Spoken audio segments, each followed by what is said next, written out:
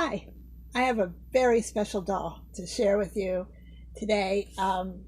It's one I wanted ever since it came out, and it's the Martin Luther King Jr. I Have a Dream doll. It's commemorative 50th anniversary, so it's 2013. The box is pretty simple. It's just a white box, but the doll is anything but. Let me get it's very heavy, so I want to be very careful because I waited a long time for this doll. There we go. I'm going to do, I'll show you the doll close up in a better video, but I wanted you to see while I talk about his biography. I'll have the video, will be right after this, in the same video, but so stay tuned, in other words. But I wanted you to look at him while I talk about his biography. Okay, and there's a lot to talk about. God bless him. Okay, he was born January 15th, 1929 in Atlanta, Georgia. His father was a Baptist minister. He attended Morehouse College at age 15.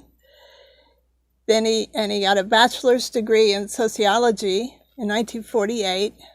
He studied at the seminary in Pennsylvania. And then he earned a doctorate in theology in Boston University in 1955. In Boston's where he met Coretta Scott, his future wife. Amazing person on her own right. Wonder if they ever did a doll of her. Got to check that out. Okay, let's start. 1955, he became the spokesman for the Montgomery bus boycott. If you saw my Rosa Parks video, which had a couple errors in it, and I corrected them in the comments, by the way, you'll know about the Montgomery bus boycott. In 1957, he became the president of the Southern Christian Leadership Conference, which was the civil rights movement. It was all about nonviolence, which had to be extraordinarily hard. You didn't live in those times. I remember barely, but I've studied it a lot. And in 1963, he led a nonviolent campaign in Birmingham, Alabama, which was considered the most segregated city in America. And TV captured the violence that the police, the dogs and water and the beatings, and it was horrible. And of course he was jailed.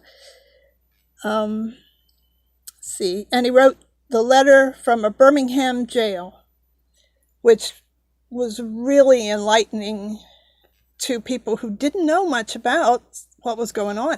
It's hard for people to believe in this information age, but there were 3 stations and they weren't talking that much about it.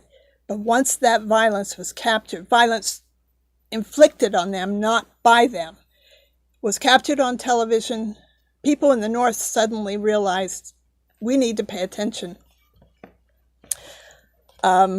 Okay, let's see. President Kennedy was essential in getting him out of jail, by the way. I just thought I'd throw that out there. And he had the March on Washington, 250,000 people on the National Mall. That's where he delivered the I Have a Dream speech. I'm going to link that below, and hopefully you've seen it, read it. If you haven't, check out the video. I'm sure it's on YouTube.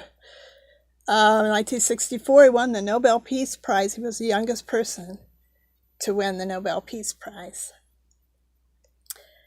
And let's see. 1964 was the Civil Rights Act passed, which was supposed to eliminate discrimination in hiring, public accommodations, education, and transportation.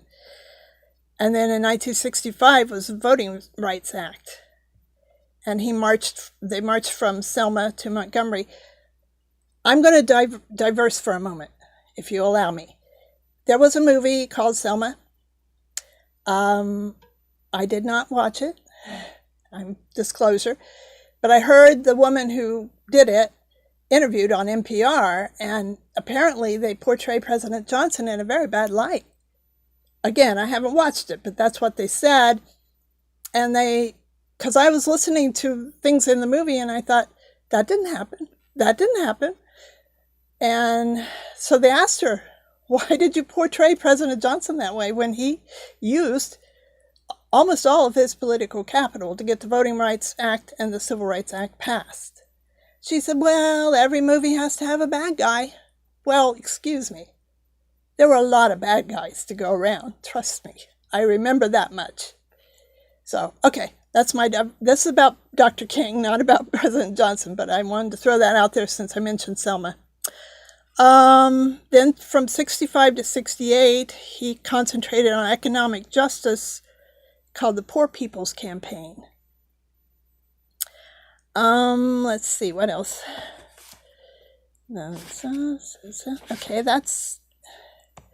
Okay, I'm going to give you his quote. There is nothing greater in all the world than freedom. It's worth going to jail for, it's worth losing a job for, and it's worth dying for. I'm sorry. I remember when he died. And it was horrible. Sorry, I should redo this, but I'm not going to. The rest of that quote. My friends go out this evening determined to achieve the freedom which God grants for all his children. He shouldn't have died. Not like that. April 4th, 1968, he was assassinated. Coretta Scott King started the Martin Luther King Jr. Center for Nonviolent Social Change. One moment. Okay, I got my act together now. I did not expect that to happen, but 1983, they started the Martin Luther King Day as a national holiday, as they should have. And this, I think my emotion is because of there's been some bad things happening lately, and to all my subscribers in California, I pray for you every day, several times a day. So I hope everybody can recover. There's just been some bad stuff. President Carter meant the world to me. So I'm sorry for my emotional, but I'm not going to redo it because it's Dr. King. Somebody should cry at somebody like that. Who knows what else he could have done? But I'm sure his reward in heaven was great, is great. And clearly this doll means a lot to me, so I hope you will stay tuned. I've got a closer look at the doll in detail right now. So, thank you. Here is a close-up of the doll. It is amazing. Just an amazing likeness. I can't quite read. Jobs and freedom, that's what it says, okay? It's got handkerchief and tie, and it's a wonderful suit. He's got a copy of the I Have a Dream speech in his hand. This says, Fine Porcelain Collector doll available exclusively from the Danbury Mint. And there's a plaque on the bottom, 50th anniversary commemorative. And then it has the I Have a Dream speech behind him. I just, words fail me, but he's wonderful.